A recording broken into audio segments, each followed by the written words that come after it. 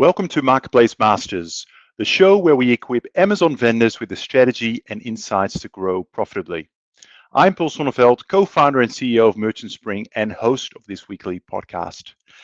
Now, today's episode is a little different. We're not just talking about, another round of AVN tactics or price negotiations.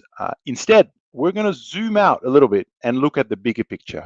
And that is how vendors can strategically plan, align stakeholders, and build the right structures for 2026 success. I am absolutely delighted that I am joined by Arne Finch, founder of Vendor Rocket, who has worked with leading Amazon vendors on transforming their approach from reactive negotiation to proactive strategy. And what we're going to try and do today is together we'll unpack a leadership playbook for vendors who want to move beyond sort of short-term AVN tactics into really sustainable growth, especially with our eyes on 2026. And of course, as always, this is a live show, so please don't hold back. Share your questions with us in the YouTube or LinkedIn comment section, and Arne and I will do our best to answer them during the course of this live show. All right, without further ado, Arne, so great to have you here. Welcome to the show. Hello, Paul, and thanks for having me. Great to be here. Now, as I mentioned in my introduction, we have done a lot around AVN negotiations, preparations, tactics, and they're all great topics, and certainly if you're a vendor listening into this and you're about to start your rounds for 2026, there's some great resources to check those out. But there can be a little bit of a danger, right, around vendors just getting so focused on sort of the negotiation round, and sort of, going to go down and then, hopefully come up for oxygen a bit later. Let me just start off with, why do you think so many vendors really default to focusing purely on AVN negotiations? What risks does it create? Yeah, so I think first and foremost, the AVN time of year is a really tough pressure point for many brands. There's an expectation from Amazon, there's an expectation internally, and most negotiations with Amazon are pretty tough. So it's first and foremost, it's a challenging situation. But the thing that vendors and brands need to remember is the AVN is a process. It happens every year. Amazon are reasonably consistent in what they ask for and how they ask for it. So that planning and preparation should really start almost the moment you've closed the first AVN, so that you can go, okay, what do we need and what are Amazon likely to need? And I think a lot of that pressure does come from actually Amazon tend to want more than what you're willing to give. And you can't quite work that out. So it's always going to be a really tough situation.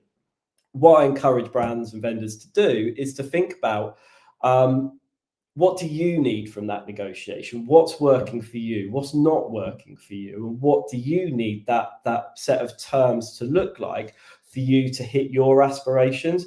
Amazon are very clear about what you need to do for them. You need to be clear back with them as well, and make sure you stand by that.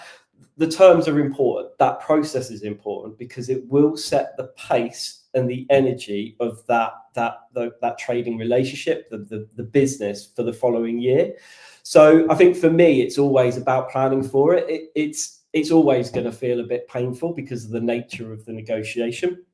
But you can plan for that pain and have a route through of what good should look like for you and also for Amazon.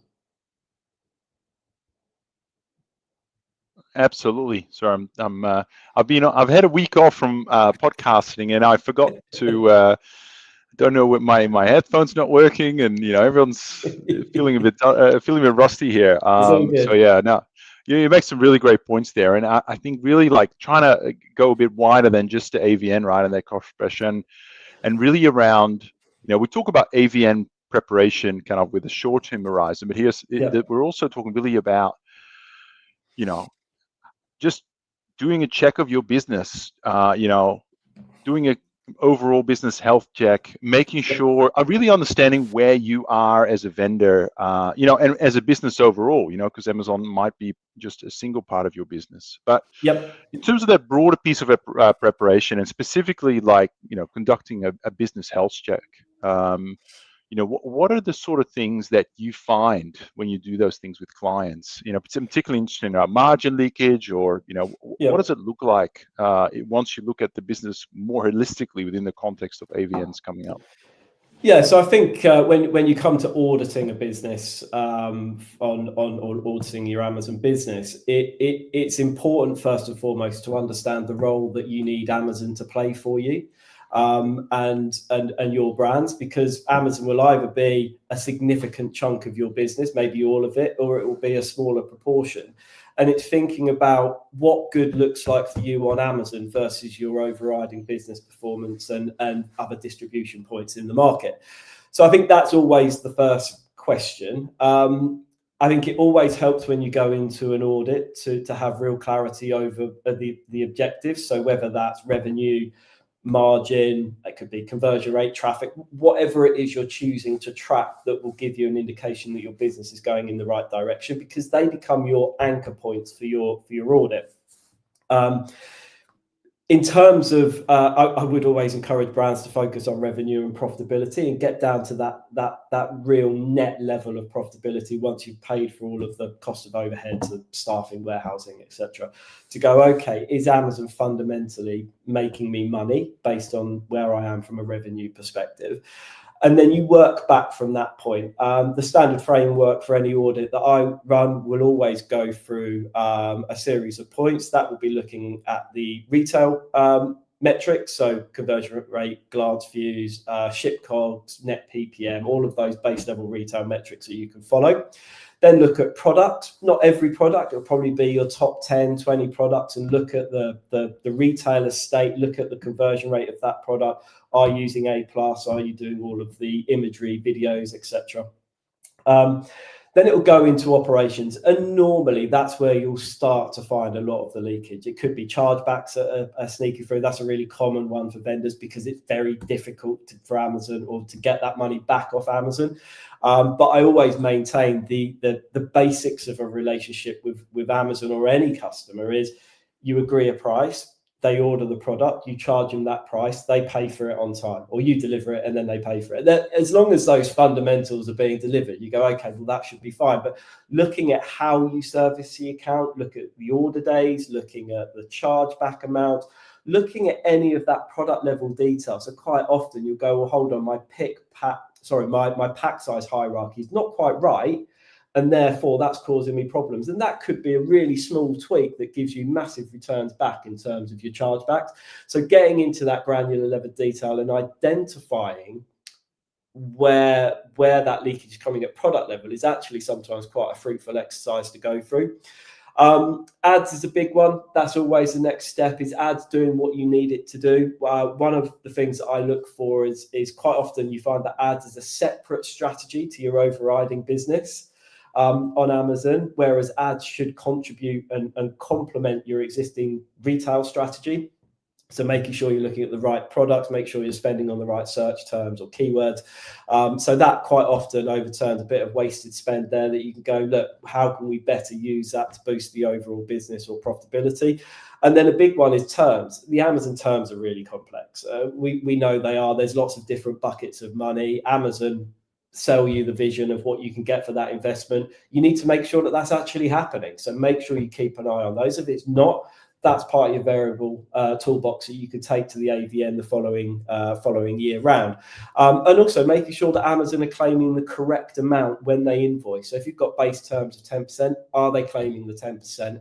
And keep those accruals in place so that there are no surprises towards the back end of the year, basically.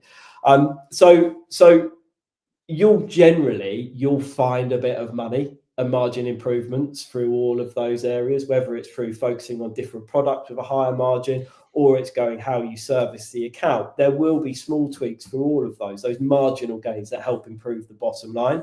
The big one that always works and will find improvements is take your top probably 10 to 20 products, and do a product level P&L and get down to that net level and go, are my lead products that drive a bulk of my sales, are they profitable? And if they're not, what can you do to change it? So it almost becomes a product level fix to improve that margin. That could be a redesign, it could be distribution challenges and changing the pricing structure.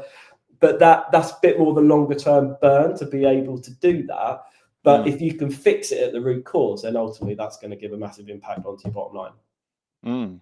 I think that's a great way of laying out like all the different facets of performance, right? And really, I think I mentioned it sort of, business health check. To me, it's almost like a baseline, where you are as a vendor, what's working well, what's not working well, and really having a good perspective on that. I'm just curious. I mean, you must get involved in doing these sort of audits, health checks with your clients.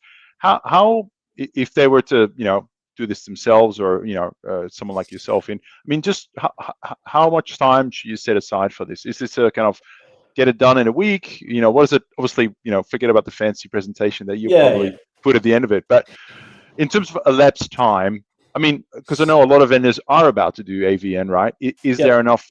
Is there time left to just do this thoroughly right now? Yeah, I think so. It's a the frequency of doing this, I would say you probably want to be dipping in on this at least once a month to go, is everything doing what it can do? The big challenge for vendors is when you're hit with something that you didn't know. So Amazon have claimed some money you didn't know they were going to claim, a product's being suppressed, or your ad spend's gone a bit AWOL, or I don't know, your credit card payment or deduct from invoice on your ads has stopped, so you've stopped serving advertising for a couple of days. They're kind of painful things. So I would be going, an audit should be done at least once a month, and it can be done as granular or as top level as you need. I would say a really granular audit, you should be doing that probably once a quarter, just to make sure that you're on schedule and you're keeping an eye on what's happening. It probably, if you sat down to pull all of that information together, because most brands will be sitting there and they will have a version of a P&L, they will know what they're spending, they will be able to look at their top 20 products. You should be able to pull that together in less than a week to go, look, a rough view of what the world looks like. And most brands now, if they're running their financial year from Jan through to December, they'll now start their budgeting process for 2026 anyway.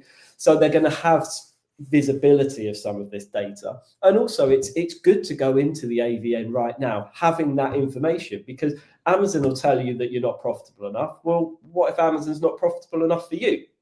Amazon rely on your innovation, your ad spend, your investment into promotions. You've got to be profitable, otherwise you can't give Amazon what they want. So it's important, I would say, to do it, but it doesn't have to be loads of detail. It can be very top level. Is Amazon doing what I need it to do for it to be successful? If it's not, you focus on those issue areas. Yeah. Just on that, actually, I've had some really interesting conversation with some of our vendor clients who are asking us, because we've got all the data, right? To plot their ASINs, right, by their own profitability versus Amazon's net PPM, and ideally have a view of what's growing, what's declining, get a bit of a portfolio view. Really insightful to understand. Hey, do you have any products where both you and Amazon are happy about the profitability? And obviously that's an area where you can invest more and drive harder. But vice versa, are there areas where you can trade things off, right? Very high profitability on Amazon, and you're just not making any money. Maybe it's time to delist those, and vice versa. Really interesting to do that. Yeah, absolutely. It's more often than not, the top product for you on Amazon will probably be your worst margin one. Sure. So it's that one where most of the fallout with Amazon is probably going to occur. But you can think about how you create Amazon exclusive products that hits their margin and your margin aspiration. Absolutely, you can use the metrics to identify what products Amazon are likely to want to remove or suppress for certain periods of time, because ultimately, I think if a vendor or a brand can be a bit more in control of their fortunes on Amazon, that gives you the confidence to go and have those robust conversations with Amazon. It absolutely stands that the vendor has to make money as well as Amazon, otherwise it doesn't work. And Amazon, I mean, quite often, I mean, in the past, I have gone, actually, Amazon, I'm going to crap my own products because you're not profitable for me. So it's like, well, hold on a second, that's you're turning the tables and using that same process. But ultimately, you can be in control of that. It might be painful, but in some occasions it has been beneficial to suppress certain product, reassess it, and then relaunch it and make sure it's profitable on both sides. Yeah, sure. Can I ask one other aspect in terms of this diagnostic, right? Like we spoke about a lot of the metrics that vendors can sort of literally just pull out of Vendor Central, right? With a little bit of kind of spreadsheet skills. But there's this broader question, which is how, I mean, I think very useful to understand the context of before you go and talk to Amazon. How are we comparing to other vendors in the market? How do I benchmark my performance as a vendor against some of my industry peers, right? What frameworks or tools do you recommend in this area, or how would you approach that question? Well, there's two approaches I take. The first one is, are you going to use your competitors' performance to gauge how successful you should or shouldn't be on Amazon? That's the first one. It's nice to know what everyone else is doing, but is it fundamentally going to change your approach? Maybe, maybe not. There are different tools out there from different providers that let you have a bit of a view on market share. I think you can identify who your top competitors are. You'll know who they are because you'll see them on Amazon and you'll probably see them in the wider market. And then understand what they're doing and what they're not. Amazon can, of course, give you some insight into your competitor performance, but I'm not sure how reliable that's always going to be, but they will give you a bit of insight occasionally. So I think it's for me, I always go, well, it's fine what your competitors are doing or not doing, but it will come back to what do you want Amazon to do for you, and what role do you want Amazon to play for you? Because it kind of doesn't matter what anyone else is doing, and so I'm almost a firm believer of do what you need to do to make it work for you, not what works for everyone else. And it's a lot of really challenging yourselves internally rather than going, well, yeah, but they're underperforming by 5% there, so I'm underperforming by 5%, so it's okay. I don't think you should settle for that. I think if your aspirations are to grow by 5 or 10%, how do you make that happen? Is it possible? What do you need to do? What products do you launch? What ad strategies do you use? What do you do with your content? What do your terms need to do to be able to accelerate that? So it's I think understanding the size of the prize or the market and what your competitors are doing is fine. If you're not really focused on growing, I would say. Yeah. So this actually, I mean, this is a really interesting point in terms of what's the vendor strategy, right? Because we talk a lot about Amazon strategy. 1 year they're about top line growth, then they're talking about margin expansion, then it's about, I don't know, getting better payment terms or cash flow.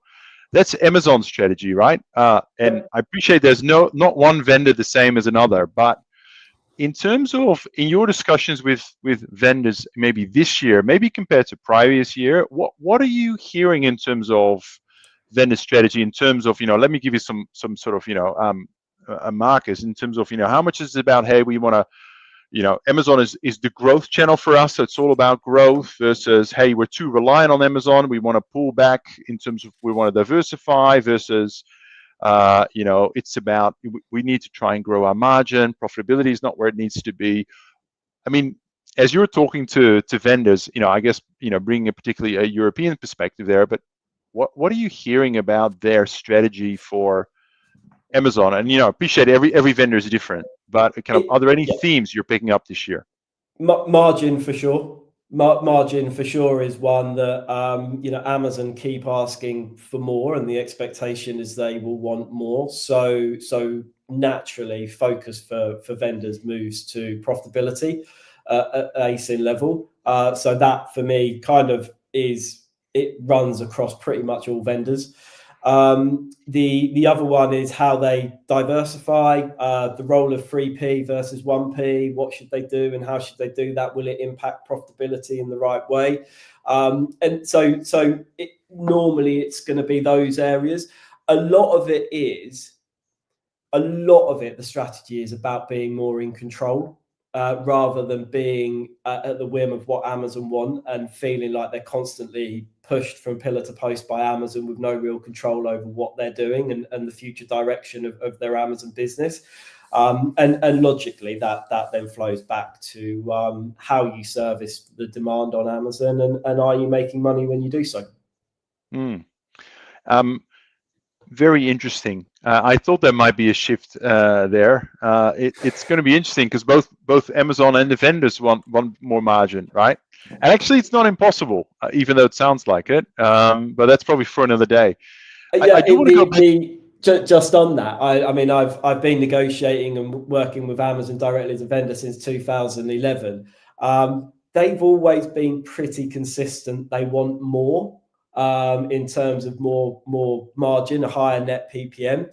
I mean, what we're now facing is brands in the past have probably been able to give that, but moving the margin from the vendor's pocket to Amazon's pocket, it is just now tougher because it's not sustainable. So the battleground for the AVN is it's much more focused, much more sharper, and margin is harder to come by. But by being in the detail, you can do that. But Amazon have always been very consistent, I would say. I've never known them not to go, it's okay. We're all right. We're making loads of money. They'll never tell you that. Yeah, you've got to be more creative than just ask for margin back. Yes. For sure. Hey, I want to talk a little bit about the internal alignment within Amazon vendors, right? So there's obviously the strategy as an Amazon vendor, the importance of Amazon to you as a business and what role Amazon plays. The AVN is obviously the commercial outcomes of that for the next 12 months. But there's also the piece around how do you set yourself up for success internally? Now, we could do a whole different kind of episode on this, but even how internal Amazon teams, I'm talking about the teams within the vendor organization itself, how they set themselves up. It's certainly evolved, right? I was speaking to someone actually at Accelerate last week. It's no longer just, it's the junior, salesperson that's come in. They're not like senior enough to manage the Tesco account or the Sainsbury account, so we'll put them on Amazon or emerging channels, right? That used to be the kind of like the banner of all these things. We're well beyond that now.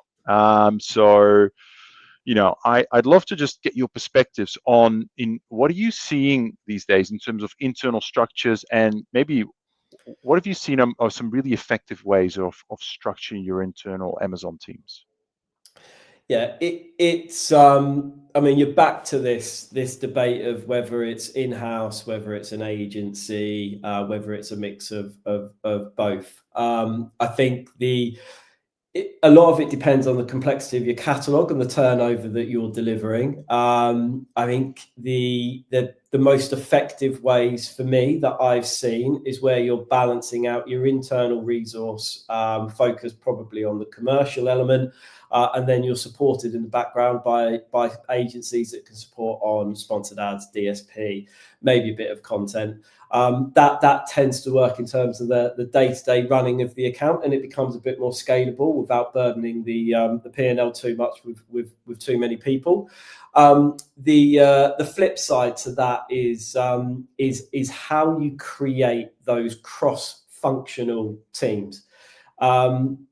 Normally, my first start point with a business on alignment on Amazon is I will ask the stakeholders from each department, whether it's finance, supply chain, sales, marketing, whatever department it is.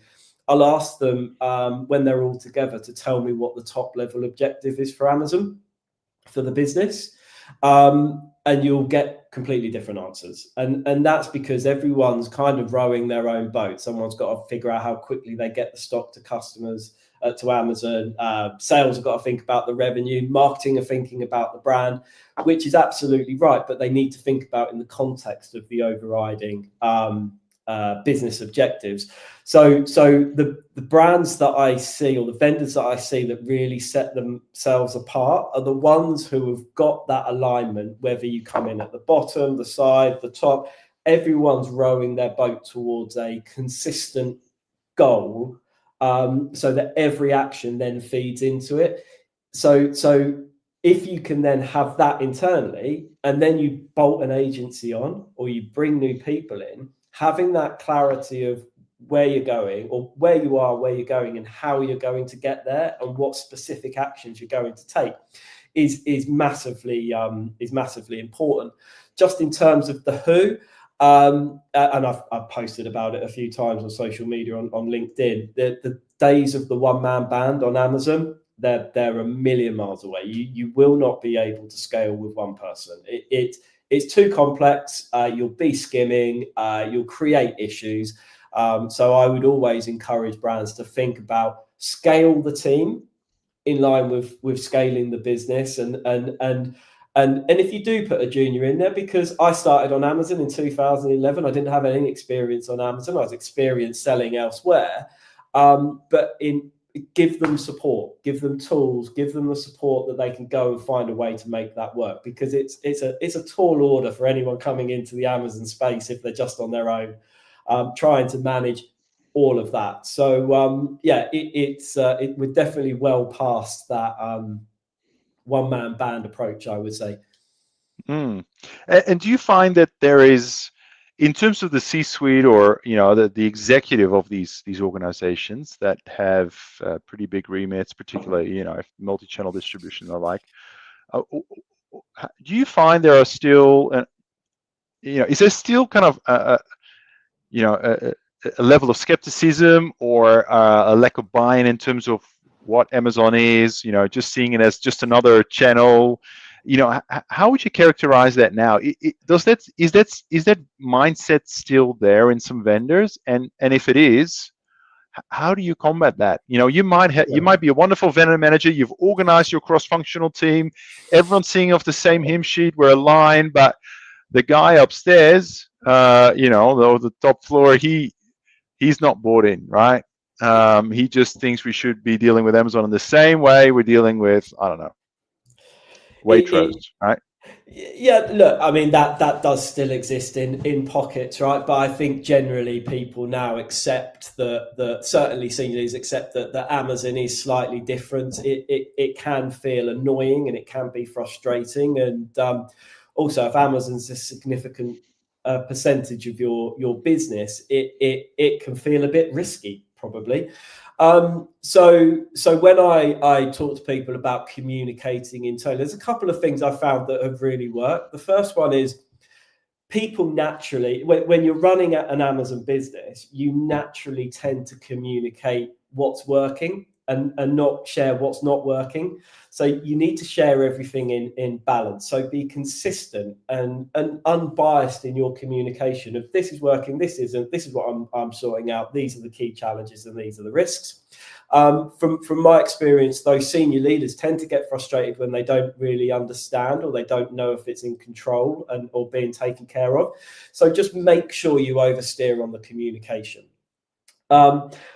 Another thing you could do is, you can spend time educating, and what different acronyms mean on Amazon, how Amazon works. But ultimately, if you go up to that C-suite, they'll be looking at the broader world, and just thinking about how Amazon want to operate, again, causes that frustration and that concern. So you need to read the room and think, okay, what's going to get the best engagement or understanding from the people I'm talking to?